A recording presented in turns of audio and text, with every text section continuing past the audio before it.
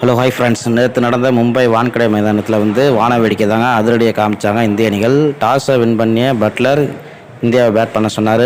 ஏன்னா பார்த்தீங்கன்னா தொடரை இழந்துட்டாங்க. அந்த சோகத்தில் பார்த்தீங்கன்னா ஆறுதல் வெற்றி பெறலாம் அப்படின்ட்டு செகண்ட் மேட்ச் ஜெயசி செய்யலாம் அப்படின்னு பட்லர் நினச்சாருங்க. ஓப்பனிங் பார்த்தீங்கன்னா சஞ்சய் சாம்சன் ஒரே ஓவர்லேயே 6-4 அடித்தாருங்க. சாம்சன் ஃபார்முக்கு வந்துட்டார், இனி சதம் தான் அடிப்பார் அப்படின்னு ரசிகர்கள் நினச்சிருந்தாங்க. அதான் நடக்காமல் போச்சுங்க. அடுத்த ஓவர்லேயே விக்கெட்டை இழந்துட்டாருன்னு சொல்லலாம். பின்னர் பார்த்தீங்கன்னா அபிஷேக் சர்மா அவர் பார்த்தீங்கன்னா அதிரடி தாங்க, நிற்கவே இல்லை, நான் ஸ்டாப் தாங்க, 6-4 அடிச்சிட்டாருன்னு சொல்லாங்க. பின்னர் பார்த்தீங்கன்னா பவர் பிளேக்குள்ளாரே 90 எட்டிட்டாங்க. இதுவே முதல் சாதனையாக ஆகும் ரெக்கார்டில். ஸோ பார்த்தீங்கன்னா திலக் வர்மாவும் ஆப்போசிட்டில் சிங்கிளும் வைக்கும் 4-6 அடித்தார். பின்னர் பார்த்தீங்கன்னா அபிஷேக் சர்மாவுக்கு பார்ட்னர்ஷிப் கொடுத்துட்டே வந்தார். அபிஷேக் சர்மா 6 எட்டியாருங்க. பின்னர் பார்த்தீங்கன்னா அபிஷேக் சர்மா நிற்பாட்டவே இல்லை. அதன் பிறகு பார்த்தீங்கன்னா திரும்பவும் 6 தாங்க அதிகமாக அடிச்சிருக்காங்க. 13 அடிச்சிருக்காருங்க, 7 பவுண்ட்ரி தாங்க. இதோட பார்த்தீங்கன்னா அவர் சதத்தையும் பூர்த்தி செய்தார் 37 பாலில். பின்னர் பார்த்தீங்கன்னா திலக் வர்மா அவுட்டாக சூரியகுமார் யாதவ் வந்தார். அவர் பார்த்தீங்கன்னா இந்த மேட்ச்சில் வச்சும் அதிரடி காம்பார் பார்த்தா நான் ஸ்டாப் மாரி தாங்க. 4 மேட்ச்லையுமே விக்கெட் இழந்த மாரி இந்த மேட்ச்சில் விக்கெட் இழந்து போயிட்டார். ஹர்திக் பாண்டியா ஒரு 6 அடித்தார். அதன் பிறகு பார்த்தீங்கன்னா அவரும் அடுத்த பால்லே விக்கெட்டுங்க. பின்னர் பார்த்தீங்கன்னா துபே அவர் 3வது மேட்ச்சில் எந்த அளவுக்கு அதிரடியை காமிச்சாருங்கிறத இந்த மேட்ச்சில் அதிரடியை காமிப்பாருன்னு பார்த்தாங்க. 12 பாலுக்கு 30 ரன் எடுத்து ரொம்ப அதிரடியை காமிச்சாருங்க. அவரும் அவுட்டாக. இதனால் பார்த்தீங்கன்னா இந்தியா பேட்ஸ்மேன்கள் அடிக்கவும் அவுட்டாகவும் போயிட்டாங்க. கடைசி வரைக்கும் 18 ஓவர் வரைக்கும் நின்னாருங்க அபிஷேக் சர்மா. 158 வருவார் அப்படின்னு ரசிகர் நினச்சாங்க. ஆனால் 18 ஓவருக்கு முன்னாடியே அவுட் ஆகிட்டார்.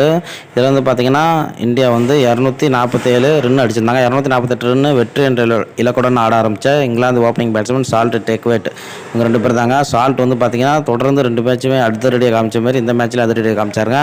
அவரோட 6 அடித்தார்.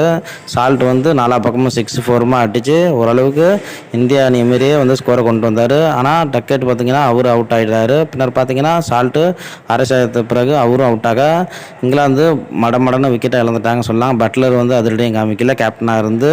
ஸோ பார்த்தீங்கன்னா பொசோனம் மாரி பற்றி சக்குன்னு அமைச்சிட்டாங்கன்னே சொல்லாங்க. ஸோ பார்த்தீங்கன்னா இந்தியா நல்ல ரன் ரேட்லேயும் வின் பண்ணியிருக்காங்க.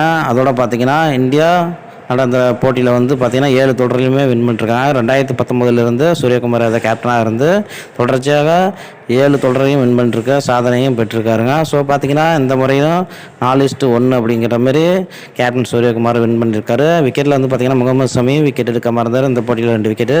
அபிஷேக் சர்மா தான் ஆட்டினாங்க. ஏன்னா 137 ரன் 35 ரன் அடிச்சிருந்தார். அதோட பார்த்தீங்கன்னா ஒரு 2 விக்கெட் கைட்டு இருந்தார். ஸோ பார்த்தீங்கன்னா அவர் ஆட்டநாயகன் விருதையும் பெற்றாருன்னு சொல்லலாம்.